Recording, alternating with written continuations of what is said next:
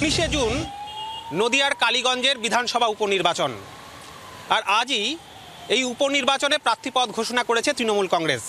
আর প্রার্থী হয়েছেন ইনি আলিফা আহমেদ, কালীগঞ্জের প্রয়াত বিধায়ক নাসিরউদ্দিন আহমেদের কন্যা, বিটেক ইঞ্জিনিয়ার। আজকের এই যে আপনার নাম ঘোষণা, এটা কি প্রত্যাশিত ছিল? দলের তরফে আজকেই ঘোষণা হয়েছে, আমি আজকেই জানতে পেরেছি। তাহলে কি চমকে গেলেন খানিকটা?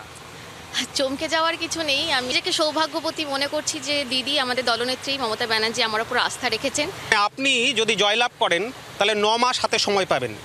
এই 9 মাসের জন্য কি এখনো পর্যন্ত মনস্থির করেছেন? যদি জেতেন তাহলে কোন বিষয়গুলিকে প্রায়োরিটি দেবেন? আমার ফার্স্ট প্রায়োরিটি হচ্ছে বাবার যে সমস্ত অসমাপ্ত কাজ আছে সেগুলোকে সম্পূর্ণ করার।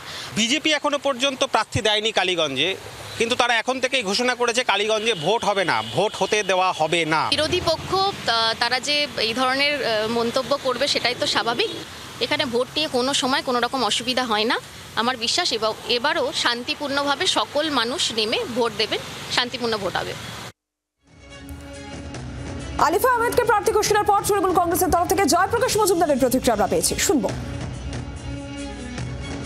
সর্বভারতীয় তৃণমূল কংগ্রেসের পক্ষ থেকে মমতা বন্দ্যোপাধ্যায়ের নির্দেশে প্রয়াত বিধায়ক নাসিরউদ্দিন আহমেদ লাল সাহেবের সুযোগ্যা কন্যা আলিফা আহমেদ এই উপনির্বাচনে লড়বেন।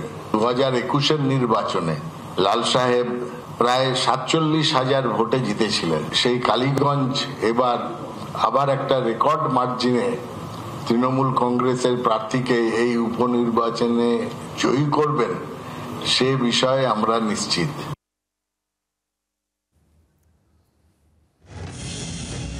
এ রাজ্যের একটি আসন অর্থাৎ কালীগঞ্জের বিধানসভার উপনির্বাচন ঘোষণা করেছে জাতীয় নির্বাচন কমিশন।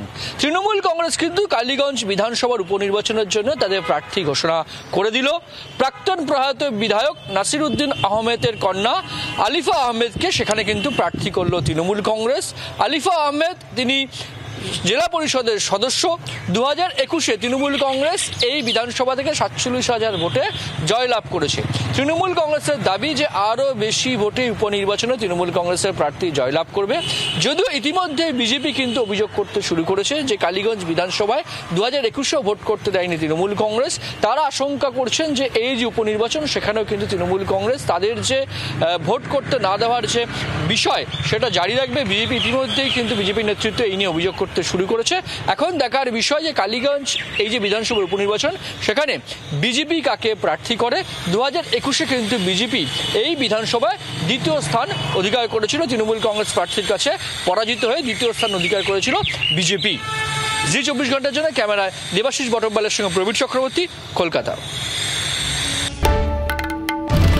বাংলার আওয়াজ, বাঙালির আবেগ, জি 24 ঘন্টা।